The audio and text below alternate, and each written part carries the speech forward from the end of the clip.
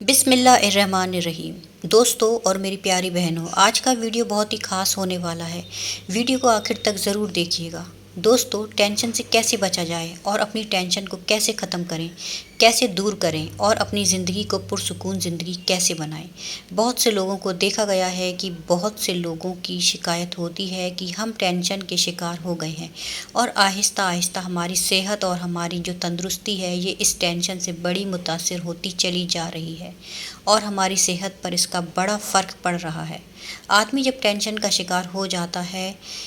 या किसी टेंशन में मुब्तला हो जाता है तो वो ना किसी काम का रहता है, ना किसी काम में उसका दिल लगता है, ना उसका दिल मुतमईन रहता है और उसका दिल किसी काम के करने में नहीं लग रहा होता है। ये बहुत सारी चीज़ें हैं कि जब इंसान टेंशन में चला जाता है तो फिर उसका जो काम होने वाला होता है वो भी उससे नहीं हो पाता और उसकी जो सेहत है, तंदुरुस्ती है, वो बड़ी मुतासिर हो जाती है और कमज़ोर होता चला जाता है। आइए इस ताल्लुक़ से आज बात करने की कोशिश करेंगे ताकि हम अपनी ज़िंदगी को पुरसुकून ज़िंदगी बना सकें, बेहतरीन ज़िंदगी बना सकें और नो टेंशन होकर हम अपने अपने कामों के अंदर लगे रहें और अपनी एक बेहतरीन ज़िंदगी गुजारने की कोशिश कर सकें। दोस्तों, अल्लाह तबारक व तआला ने कुरान करीम के अंदर इसका बहुत बड़ा इलाज बतला दिया है। फरमाया गया कि अला बिज़िक्रिल्लाहि तत्माइन्नुल कुलूब, कि सुनो और ध्यान से सुनो, अल्लाह तबारक व ताला के ज़िक्र में दिलों का इत्मीनान है और दिलों को सुकून मिलता है। यानी कि जो शख्स अल्लाह तबारक व ताला का ज़िक्र करता है, तस्बीह पढ़ता है, ला इलाहा इल्लल्लाह का ज़िक्र करता है, अल्हम्दुलिल्लाह कहता है, सुबहान अल्लाह कहता है,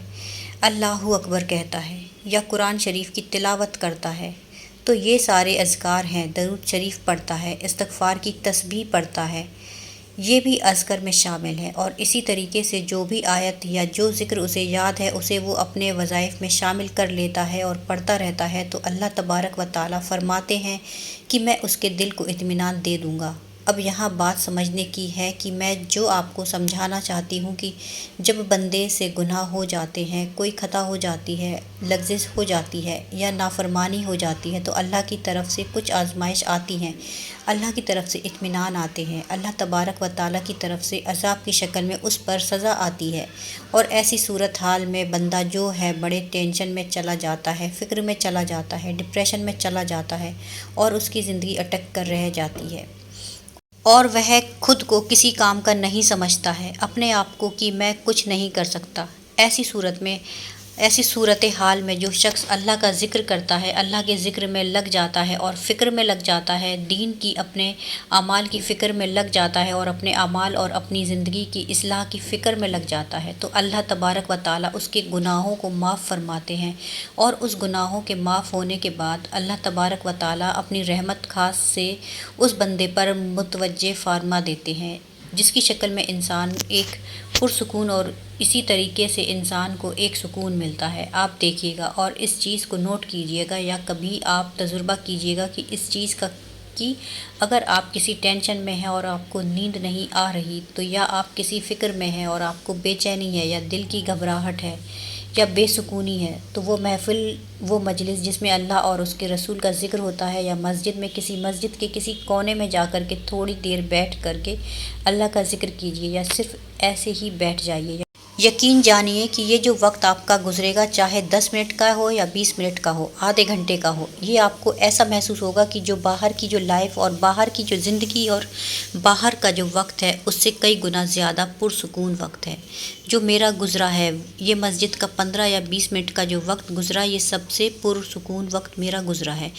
तो अल्लाह तबारक व ताला ने कुरान करीम के अंदर फ़रमाया कि हम सबका यकीन ईमान है और हम सबका इस पर अमल भी होना चाहिए कि जो शख्स अल्लाह के ज़िक्र में लग जाता है तो अल्लाह तबारक व ताला उसकी दुनियावी फ़िक्र को दूर कर देता है। दोस्तों, दूसरा जुमला अल्लाह तबारक व ताला ने बड़ा एक खूबसूरत इस्तेमाल फ़रमाया है कुरान करीम के अंदर और बार बार इसका ज़िक्र किया है और बार बार लोगों के जहन में ये बात बिठाई है कि जब भी कोई बड़ी मुसीबत या परेशानी या आफत या हालत आ जाए तो ऐसी सूरत हाल में अपना सब्र का दामन कभी मत छोड़ना, इसलिए कि सब्र से आगे कुछ नहीं है और सब्र इंसान की तमाम मुश्किलात, परेशानियां और हालात के लिए एक आखिरी हद है। बस सब्र कर सकता है और उसके अलावा कुछ नहीं कर सकता। इंसान अगर कर्ज़ में डूब गया है, अगर सब्र नहीं करेगा तो क्या करेगा।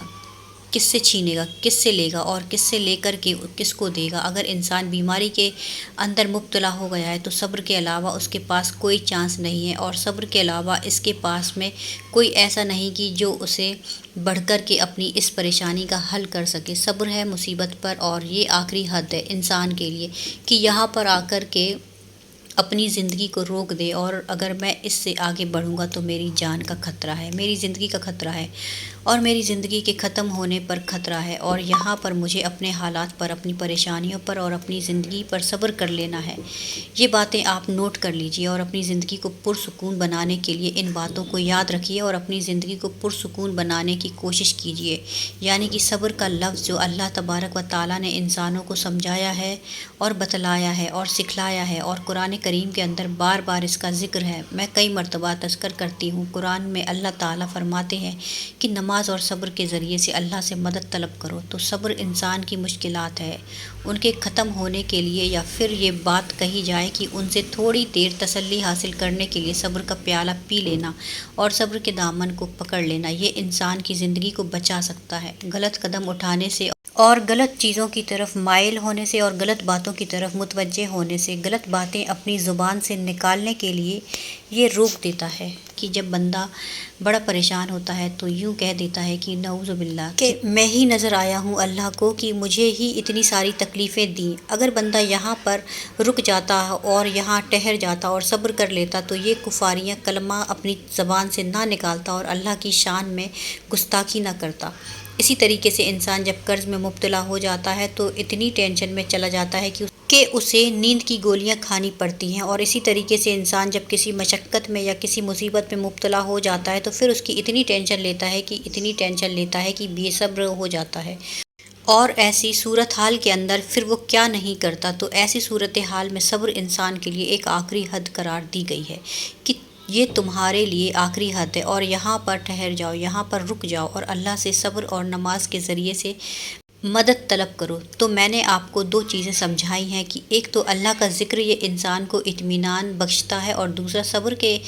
ان سے انسان بہت ہی مرتبہ کئی ایسی حرکتیں کرنے سے رک جاتا ہے جو اس کی زندگی کے لیے بڑی خطرناک ہو سکتی ہیں، یا اس کے ایمان کے لیے بڑی خطرناک ہو سکتی ہیں۔ دوستو، جاتے جاتے ایک بات اپنے ذہن میں بٹھا لیجئے کہ اللہ رب العزت نے قرآن میں ارشاد فرمایا کہ ان اللہ مع الصابرین، بے شک صبر کرنے والوں کے ساتھ اللہ ہے۔ اس لیے آپ کو پریشان ہونے کی، ٹینشن لینے کی، ڈپریشن میں جانے کی ضرورت نہیں ہے، بس صبر کا دامن تھامے رکھیے۔ اللہ تعالیٰ سے دعا ہے کہ اللہ تعالیٰ امت مسلمہ کی تمام پریشانیوں کو دور فرمائے، آمین۔ پیارے دوستو، ویڈیو پسند آئی ہو تو ویڈیو کو لائک کر لیجئے، چینل کو سبسکرائب کر لیجئے۔ جزاک اللہ خیر۔